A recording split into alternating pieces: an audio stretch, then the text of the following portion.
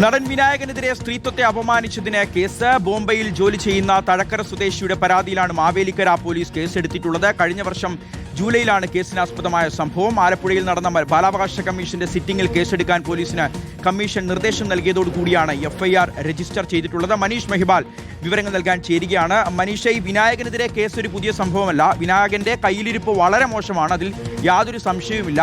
വിനായകൻ പലതരത്തിലുള്ള പ്രശ്നങ്ങൾ ഇടയ്ക്കിടെ ഉണ്ടാക്കാറുമുണ്ട്. ഈ കേസിന്റെ പശ്ചാത്തലം എന്താണ്? ഷിയാസ്, കഴിഞ്ഞ വർഷം ജൂലൈ മാസത്തിലാണ് ഈ കേസിന് ആസ്പദമായ സംഭവം ഉണ്ടായത്. നടൻ വിനായകനെ വിമർശിച്ചുകൊണ്ട് പല ഫേസ്ബുക്ക് പോസ്റ്റുകളും അന്ന് പ്രത്യക്ഷപ്പെട്ടിരുന്നു.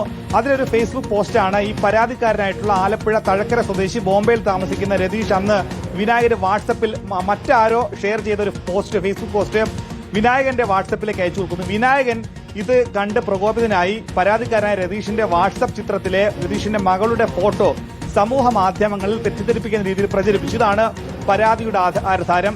അന്ന് രതീഷ് പരാതി കഴിഞ്ഞ വർഷം ജൂലൈയിൽ മാവേലിക്കര പോലീസിൽ പരാതി നൽകിയെങ്കിലും മാവേലിക്കര പോലീസ് ഇത് പരിശോധിച്ച് എഫ്ഐആർ രജിസ്റ്റർ ചെയ്തിരുന്നില്ല.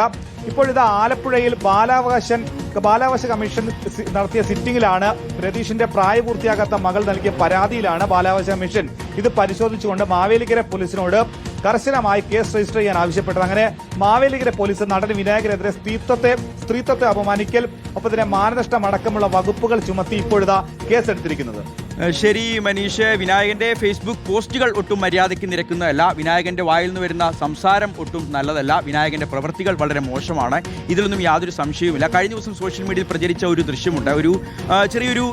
ഒരു ചെറുപ്പക്കാരനായ ഒരു പയ്യൻ ഒരു ഓട്ടോഗ്രാഫിന് വേണ്ടി വിനായകന്റെ അടുത്തേക്ക് പോകുന്നു. വിനായകൻ ആ പേപ്പറിൽ കുത്തിവരച്ച പയ്യനെ അപമാനിക്കുകയാണ്. അപ്പോൾ ഇത്തരത്തിലുള്ള വളരെ മോശം പ്രവൃത്തികളാണ് വിനായകൻ തുടർച്ചയായിട്ട് ഉണ്ടാകുന്നത്. പക്ഷേ ജാതിയുടെ പേര് പറഞ്ഞുള്ള ഇരവാദം ഉന്നയിച്ചുകൊണ്ട് അതിൽ നിന്നെല്ലാം രക്ഷപ്പെടാനുള്ള ശ്രമങ്ങളാണ് വിനായകൻ നടത്തുന്നത്. ഒരിക്കലും ഈ ജാതിയുടെ പേരിലുള്ള ഈ ഒരു ജാതി വിവേചനം മലയാളികൾ അംഗീകരിക്കാറേ ഇല്ല. മലയാളികൾ അത്തരത്തിൽ ചെയ്യുന്ന ആളുകളുമല്ല. ഒന്നോ രണ്ടോ ചുരുക്കം ചില വ്യക്തികൾ ചെയ്യാറുണ്ട്, അവരെ മലയാളികൾ മാറ്റി നിർത്താറുമുണ്ട്. പക്ഷേ വിനായകന്റെ കാര്യത്തിൽ അതൊന്നുമല്ല പ്രശ്നം. വിനായകന്റെ കയ്യിലിരിപ്പ് മാത്രമാണ് പ്രശ്നം. വിനായകന്റെ ചെയ്തികൾ ഒട്ടും ശരിയല്ല. അത് നമ്മൾ പറഞ്ഞു തന്നെ പോകണം. ഇടവേളയ്ക്ക് ശേഷം കൂടുതൽ വാർത്ത.